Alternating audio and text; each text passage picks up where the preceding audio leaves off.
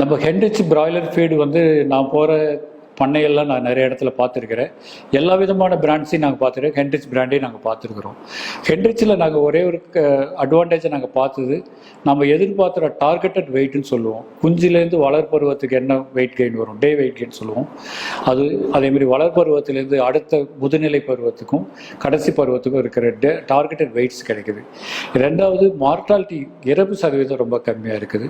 தீனியோட waste பண்ணுற தன்மை வந்து கம்மியாக இருக்குது. அது வந்து தீனி வந்து அதால் எடுக்க முடிஞ்சாதான் வேஸ்டேஜ் கம்மியாகும். அதனால் குஞ்சோ கோழியோ விரும்பி சாப்பிட்ற முறையில் அது இருக்கிறதுனால வேஸ்டேஜ் கம்மியாகுது. எப்போ கோழி வந்து வேஸ்டேஜ் கம்மியாக வச்சோ ஆட்டோமேட்டிக்காக அது பாடி வெயிட் கெயினை கன்வெர்ட் பண்ணுற ரேஷியோ ஜாஸ்தியாக இருக்கும். அது வந்து நம்ம எதிர்பார்த்த அளவுக்கு வருது. அதனால் எந்த விதமான கழிவுகளும் இல்லாமல் கண்டினியூஸாக யூஸ் பண்ண முடியுது. கோழிகளுக்கு கண்டினியூஸாக கொடுக்குறதே உங்களுக்கு பாடி வெயிட் கெயின் இம்ப்ரூவ் ஆகும், உங்களுக்கு புரதச்சத்தும் ஜாஸ்தியாகும். மீட்டோட திக்னஸ் உங்களுக்கு சொல்லுங்க, அது கிரன்ச்சினஸ்ன்னு சொல்லுவோம்.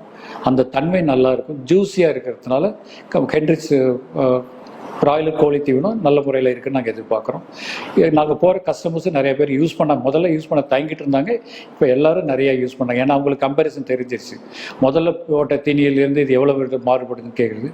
மிச்ச தீனிக்கு நமக்கு ஒரு 0.5% எஃப்சிஆர் டிஃப்ரென்ஸே இருக்கிறதுனால அந்த பர்டிகுலர் பண்ணையாளர்களுக்கு அவங்களோட லாப சதவீதம் அதிகமாகிறதுங்கிறத நாங்கள் எதிர்பார்க்குறோம். அதேமாதிரி கட்டிங் சென்டர் போவாங்க, அதுதான் அங்கே ட்ரெஸ்ஸிங் வெயிட்டிங் இம்ப்ரூவ் ஆகுதுன்னு சொல்லியிருக்காங்க. அது நாங்கள் பார்த்துட்ருக்குறோம், தொடர்ந்து கண்காணிச்சிட்டு இருக்கிறோம். டே பை டே அவங்களுக்கு குவாலிட்டி இம்ப்ரூவ் பண்ணியிருக்கிறதுனால இந்த ரிசல்ட் வந்து நம்ம கண்டினியூஸாக கிடைக்குது நாங்கள் நம்புகிறோம்.